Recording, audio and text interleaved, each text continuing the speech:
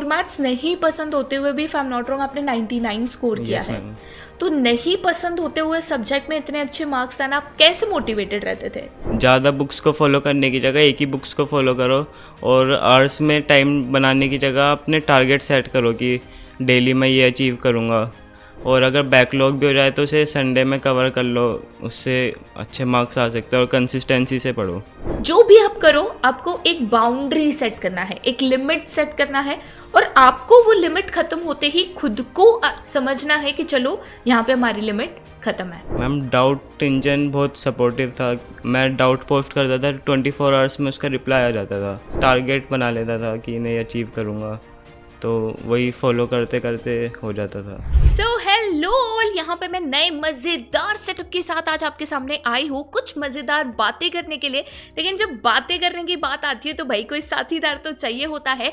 इस बार एक नया अनोखा साथीदार मैं लेकर आई हूँ। जी हाँ, इस बार हमारे सामने है नन अदर देन वैभव, जिन्होंने क्लास 12 में यहाँ पे टॉप करा है। ठीक है, तो हम वैभव से पूछेंगे कि वैभव ने क्या ऐसे करा कि भाई क्लास 12 में इतने अच्छे मार्क्स लाए और इतने अच्छे तरीके से इन्होंने हर एक सब्जेक्ट में कंसिस्टेंटली स्कोर किया है। तो सबसे पहले वैभव, आपका बहुत बहुत स्वागत है हमारे आज के पॉडकास्ट में।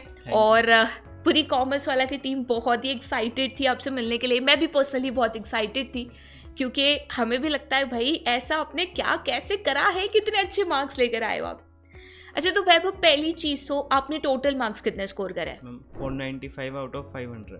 क्या बात है, मतलब परसेंटेज कितने बन गए आपके? मैम 99%। एग्जैक्ट 99% बन गए। चलिए ठीक है, मतलब हर एक सब्जेक्ट में आपने कमी कोई सब्जेक्ट में मतलब छोड़ी नहीं है, सारे सब्जेक्ट्स में एकदम अच्छे मार्क्स आए आपके। यस मैम, सब में अच्छा है। ऐसा कैसे हो गया? बट क्या करा, मतलब कोई तो सब्जेक्ट होता है जो वीकनेस होता है, बट आपने हर एक सब्जेक्ट में एक्सेल कर लिया।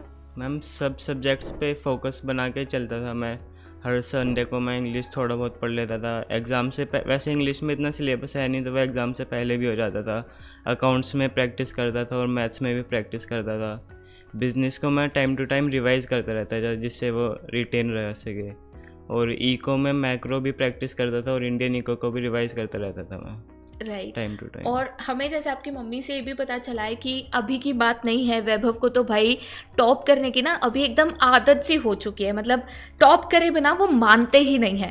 तो ये एक चीज़, मतलब मुझे ऐसा लगता है कि कोई तो एक सब्जेक्ट होता है जो हमें कम पसंद होता है या हमारी वीकनेस होती है। तो आपका कोई ऐसा सब्जेक्ट था जिसमें ज़्यादा डर लगता था या कम पसंद आता था करना? मैम डर तो सबसे ज़्यादा मुझे मैथ्स में ही लगता था, क्योंकि कोर मैथ्स वो थोड़ा साइंस से भी रिलेटेड हो जाता है। राइट। और उसमें मुझे लगता था कि मेरे कम मार्क्स आएंगे, पर मैंने प्रैक्टिस की तो उसमें भी अच्छे मार्क्स आ गए। तो ऐसा डर लगता था, तो ऐसा होता था कि नहीं यार सब पढ़ लेंगे, कोर मैथ्स नहीं पढ़ना है, उसके लेक्चर्स अटेंड नहीं करना है, ऐसा होता था?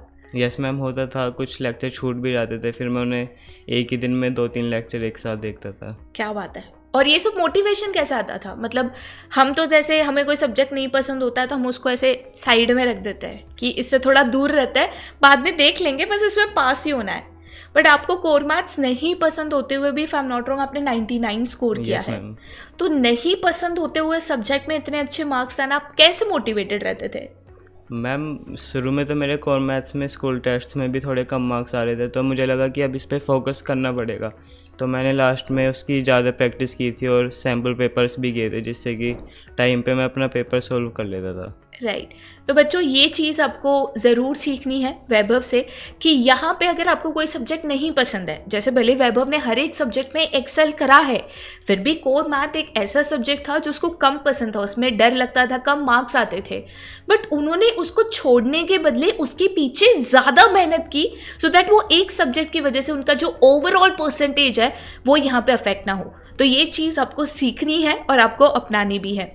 और वैभव, आपके जूनियर्स आपको देख रहे हैं, सब रुके हुए हैं कि हमें भी कुछ टिप्पणियां दे दो कि हम भी आपकी तरह अच्छे मार्क्स लेकर आए।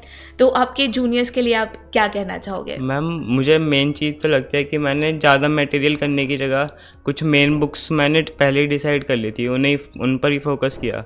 उन्हें ही मैं बार बार रिवाइज़ करता था, बार बार अलग बुक्स करने की जगह, फॉलो करने की जगह।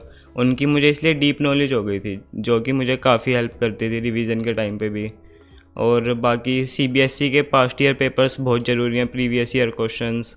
और मैथ्स में भी मैंने NCERT और प्रीवियस ईयर क्वेश्चंस किए थे, अलग अलग बुक्स की करने की जगह मैंने वही रिपीट किए थे बार बार। तो ये चीज़ अपने दिमाग में अगर है ना कि कौन सी बुक रेफ़र करो, या ये बुक रेफ़र करने से हमारे अच्छे मार्क्स आएंगे, या ये पढ़ने से हमारे अच्छे मार्क्स आएंगे। देखो बेटा, मार्क्स है ना बुक से नहीं आते, मार्क्स पढ़ाई करने से आता है।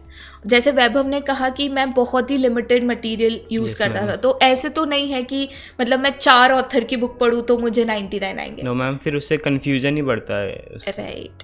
तो जैसे आपके जो जूनियर्स है वो ये समझना चाह रहे हैं कि आपने कितने घंटे पढ़ाई करी होगी इतने मार्क्स लाने के लिए।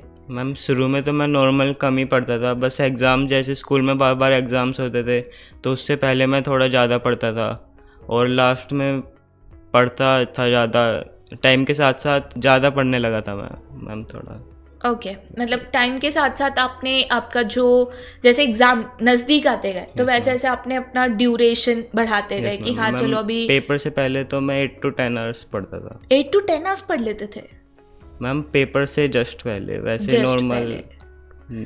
पढ़ता था। ओके, तो school lectures self study manage हो जाता था कि थोड़ा लगता मैम था? लेक्चर्स मैंने हमेशा रिकॉर्डेड ही देखे थे क्योंकि मेरे छूट जाते थे स्कूल की वजह से। मैं संडे को कवर कर लेता था उन्हें। राइट, स्पीड मैं थोड़ी बढ़ा लेता था लेक्चर्स की। समझ गए, मतलब 2x देख लेते थे Yes, सो ma'am. दैट 1 घंटे का लेक्चर आपका 40 मिनट्स में Yes, कंप्लीट ma'am. हो जाए। तो ये जो लेक्चर्स है या पीडब्ल्यू में जो टेस्ट होते थे या फिर डाउट इंजन होता था, तो इसका क्या रोल रहा है आपके मार्क्स में?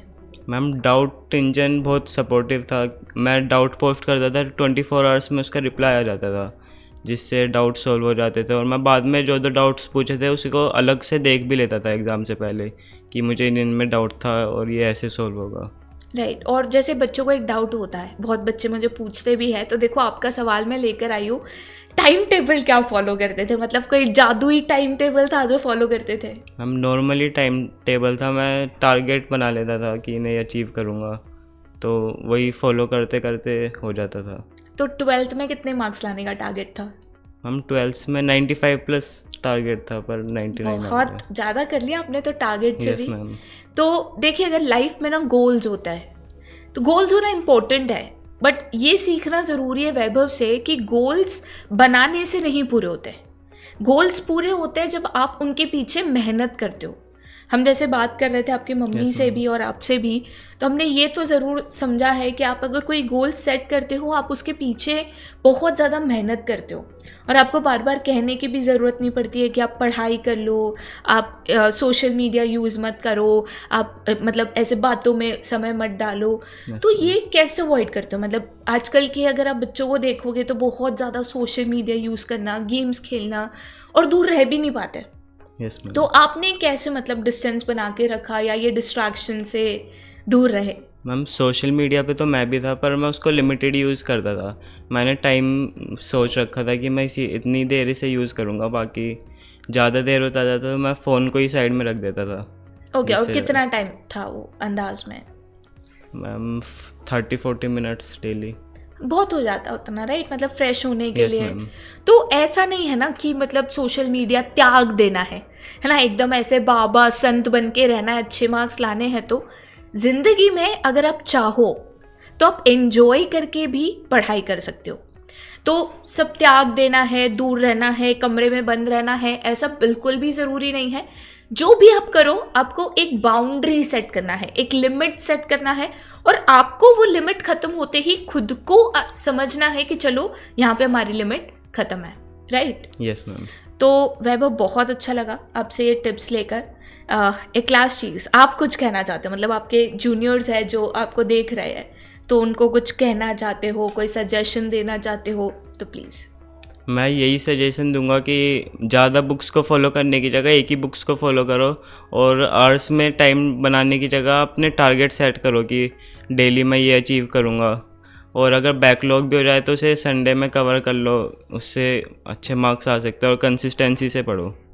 मतलब रोज़ 2 घंटा भले पढ़ो, बट रोज़ पढ़ो। Yes ma'am. ये इम्पोर्टेंट होता है। ऐसे अगर हम सोचे कि चलो अभी मज़े कर लेते हैं, एग्ज़ाम तो भी बहुत दूर है, और फिर एंड में सब करने जाते हैं, तो शायद दिक्कत आ सकती यस है, मैम। राइट। तो वैभव बहुत अच्छा लगा आपसे मिलकर, और भी बहुत बातें आपके बारे में जानने मिली जो हम आगे आपके साथ ज़रूर शेयर करेंगे। बट वैभव, एक चीज़ तो मैंने खुद आपसे सीखी कि कंसिस्टेंसी एंड सिंप्लिसिटी बहुत इम्पॉर्टेंट है। मतलब Yes, आपसे ma'am. मिलकर कभी ऐसा नहीं लगा कि आप में वो बात है कि आपने कुछ बड़ा कर दिया है ना। मतलब वो एटीट्यूड आ जाता है, जैसे मैं सबसे ज़्यादा, मैंने मार्क्स लाए, मैंने ये किया। बट आप में कभी वो नहीं रहा है। आप हमेशा ग्राउंडेड लगते हो कि ठीक है, अगर आपने कुछ अचीव कर भी लिया है तो भी आप ग्राउंडेड हो, एंड आगे भी आपके गोल्स उतने ही क्लियर है Yes, कि ma'am. मैंने ये कर लिया क्योंकि मेरे को करना था, आगे मुझे ये करना है, अब मैं उस पर फोकस करता हूँ।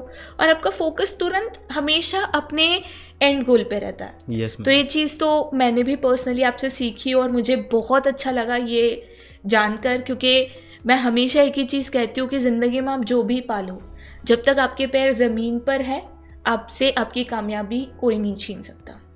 Yes, and ma'am. I am super sure ये आप में है, और आप आगे इससे कई गुना ज़्यादा कामयाब होंगे। आपके पेरेंट्स तो प्राउड है ही, आगे Yes, भी ma'am. होंगे, आगे भी हमेशा खुश होंगे, क्योंकि भगवान की गिफ्ट है उनके लिए। तो thank you so much. And Thank you, बाकी सब ma'am. बच्चे भी जो सुन रहे हैं, ये चीज़ आपको याद रखनी है। वैभव आज आपके सामने है, कल आप भी यहाँ पे हो सकते हो। बस वैभव ने कुछ टिप्स दिए, कुछ बातें बताई, ध्यान में रखना है, और सिर्फ सुनना नहीं है, उसको फॉलो भी करना है। बहुत ही जल्द हम और ऐसे टिप्स के साथ ज़रूर मिलेंगे, और ऐसी बातें ज़रूर करेंगे बाकी स्टूडेंट्स के लिए। बट आज के लिए यहीं पे bye bye and take care.